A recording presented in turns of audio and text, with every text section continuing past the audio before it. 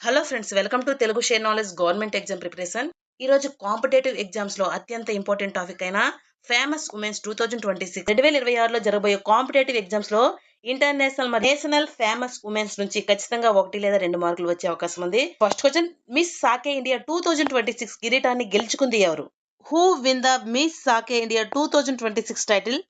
Answer B Nishita Yogesh Antarkar. Miss సాకే India 2026 కార్యక్రమం ఎక్కడ జరిగింది అంటే ముంబైలో జరిగింది. నిశిత యోగేష్ అంతార్కర్ ఈ ప్రతిష్టాత్మక మిస్ సాకే ఇండియా కిరీటాన్ని గెలుచుకున్నారు. అలాగే ప్రస్తుత మిస్ యూనివర్స్ ఎవరు అంటే మెక్సికో దేశానికి చెందిన ఫాతిమా బాష్. ప్రస్తుత మిస్ యూనివర్స్ ఇండియా ఎవరు అంటే మానికా విశ్వకర్మ. ప్రస్తుత మిస్ వరల్డ్ ఎవరు అంటే ఓపల్ సుచత చువాంగ్సి.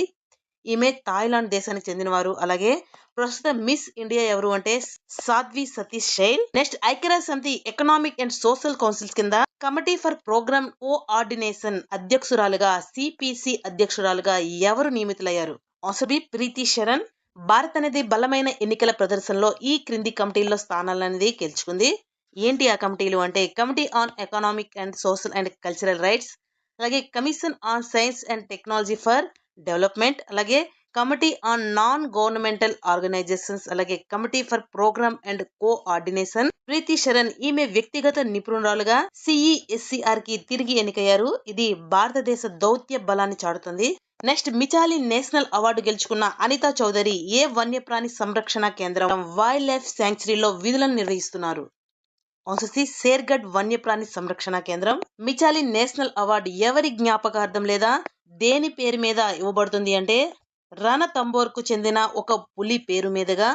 పర్యావరణ పరిరక్షణ కోసం WWF నిర్వహించే ఎర్త్ అవర్ లో భాగంగా లైట్లను ఏ సమయానికి ఆపివేస్తారు అంటే రాత్రి 8:30 నుండి 9:30 వరకు. అలాగే సుమారు 500 జంతువుల సంక్షేమం కోసం చేసిన కృషికి గాను అనితా చౌదరికి ఈ గౌరవం అనేది దక్కింది. అలాగే షేర్గఢ్ వన్యప్రాణి సంరక్షణ కేంద్రం ఎక్కడ ఉంది అంటే మధ్యప్రదేశ్ సరిహద్దుకు సమీపంలో ఉంది. రణతంబోర్ నేషనల్ పార్క్ లోని ప్రసిద్ధ పులి అయిన మచ్లీ పేరు మీద ఈ అవార్డును నామకరణం చేశారు. Next, Time's women of the year 2026 జాబితాలో చోటు దక్కించుకున్న భారతీయ పర్యావరణ కార్యకర్త ఎవరు?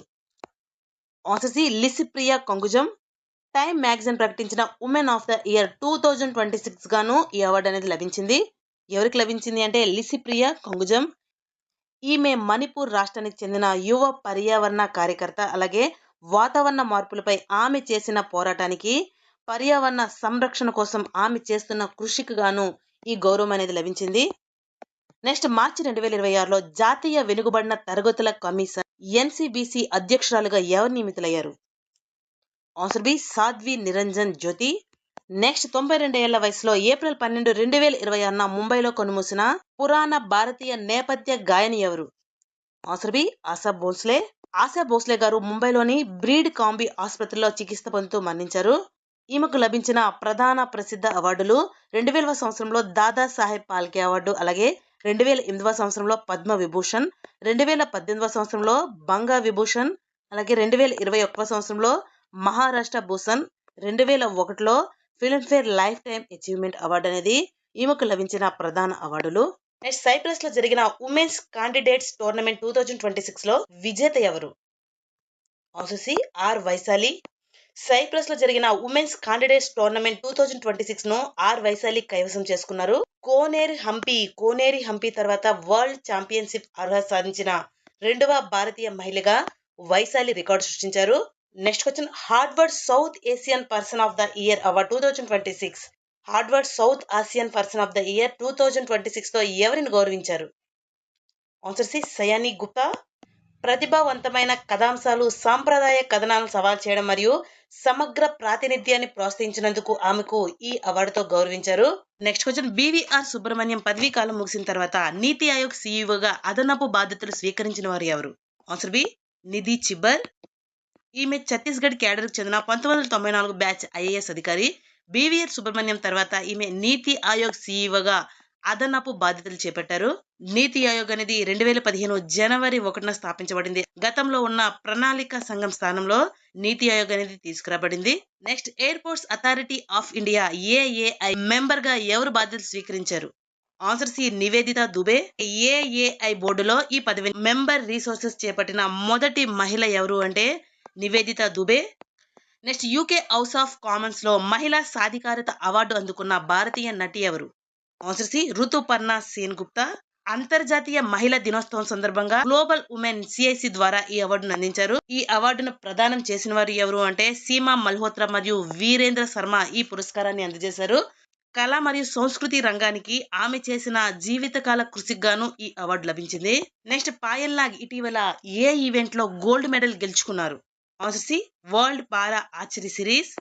ఒడిశాకు చెందిన 18 ఏళ్ల పాయల్ నాగల్ బ్యాంకాక్ లో జరిగిన వరల్డ్ పారా ఆర్చరీ సిరీస్ ఫైనల్లో 2026లో స్వర్ణ పథకాన్ని సాధించారు.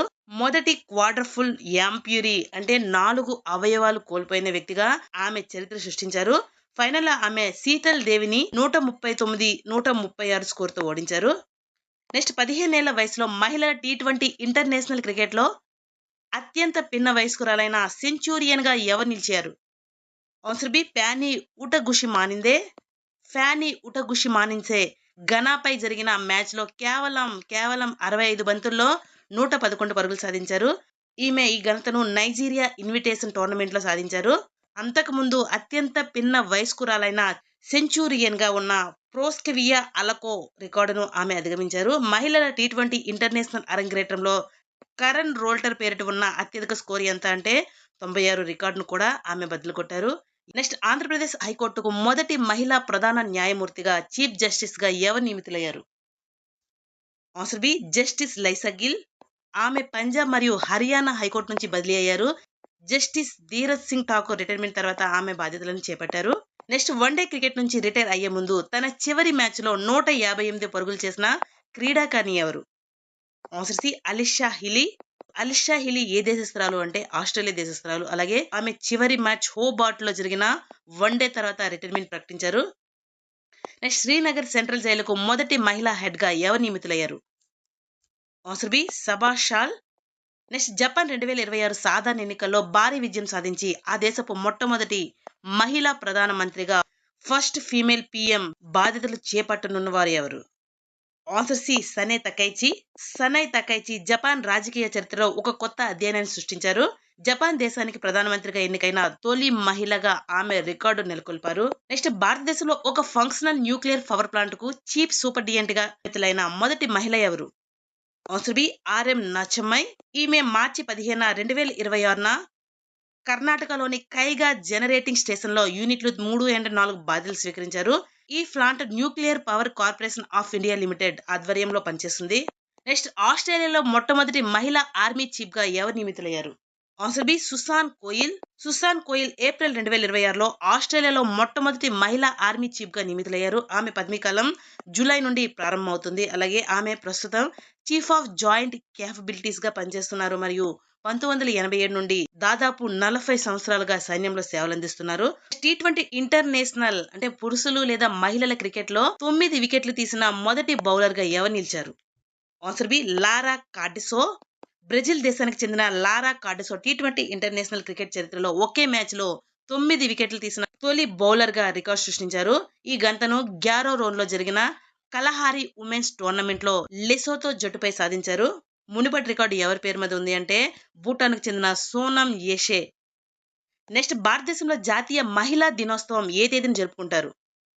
ఆన్సర్ బి ఫిబ్రవరి 13. భారత కోహిల నైట్ యాంగిల్ ఆఫ్ ఇండియాగా పిలువబడే సరోజినీ నాయుడు గారి జయంతి సందర్భంగా ప్రతి సంవత్సరం ఫిబ్రవరి 13న జాతీయ మహిళా దినోత్సవం జరుపుకుంటారు. అంతర్జాతీయ మహిళా దినోత్సవం అనేది మార్చి 8న జరుపుకుంటారు. కానీ భారతదేశపు జాతీయ మహిళా దినోత్సవం మాత్రం ఫిబ్రవరి 13న జరుపుకుంటారు. నెక్స్ట్ మార్చి 8వ తేదీని ఏ విధంగా జరుపుకుంటారు? ఆన్సర్ ఏ అంతర్జాతీయ మహిళా దినోత్సవం. 2026 యొక్క థీమ్ ఏంటంటే హక్కులు, న్యాయం, చర్య మహిళలు మరియు బాలికలందరికీ. Right, justice, action for all women and girls. అంతర్జాతీయ మహిళా సంవత్సరం 1975వ సంవత్సరాన్ని ఐక్యరాజ్య సమితి అనేది అంతర్జాతీయ మహిళా సంవత్సరంగా ప్రకటించింది. మహిళల కోసం ఐక్యరాజ్య సమితి దశాబ్దం ఏది అంటే 1976 నుండి 1985 వరకు ఉన్న కాలాన్ని మహిళల దశాబ్దంగా ఏర్పాటు చేశారు. నెక్స్ట్ ఫిడే వరల్డ్ కప్ 2025 విజేతగా నిలిచి ఉమెన్స్ కాండిడేట్స్ టోర్నమెంట్ ను అర్హత సాధించిన భారతీయ క్రీడాకారిణి ఎవరు? ఆన్సర్ సి దివ్య దేశ్ముఖ్. దివ్య దేశ్ముఖ్ 2025 ఉమెన్స్ వరల్డ్ కప్ విజేతగా నిలిచి చరిత్ర సృష్టించారు.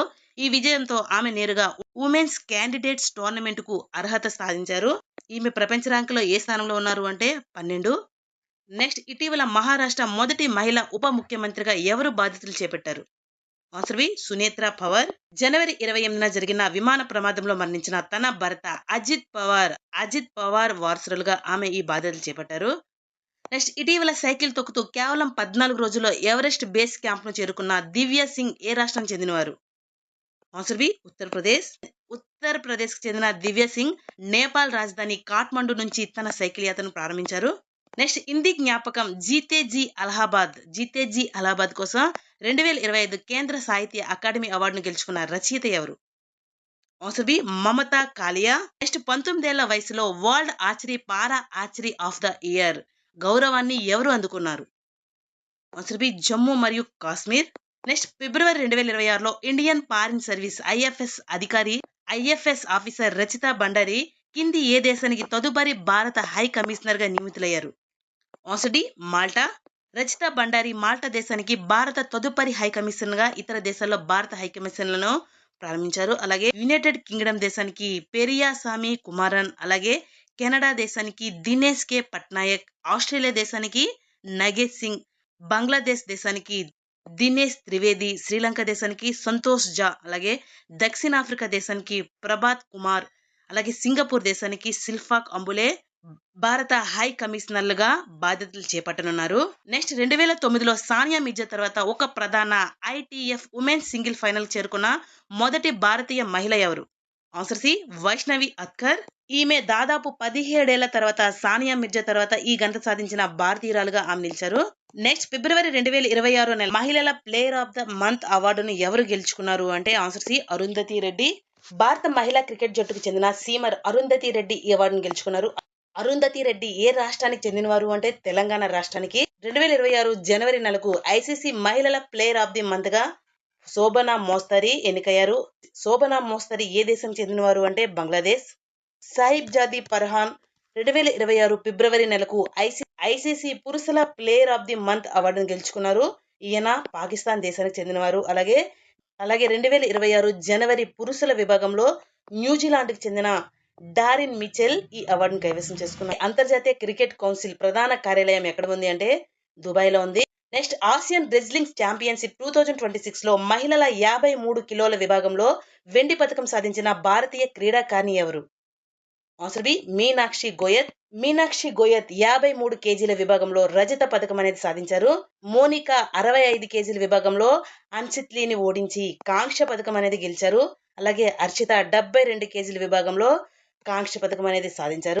నెక్స్ట్ 2025 సంవత్సరానికి గాను హిందీ మెమోరియల్ జీతేజీ అలహాబాద్ కు కేంద్ర సాహిత్య అకాడమీ అవార్డును ఎవరు గెలుచుకున్నారు?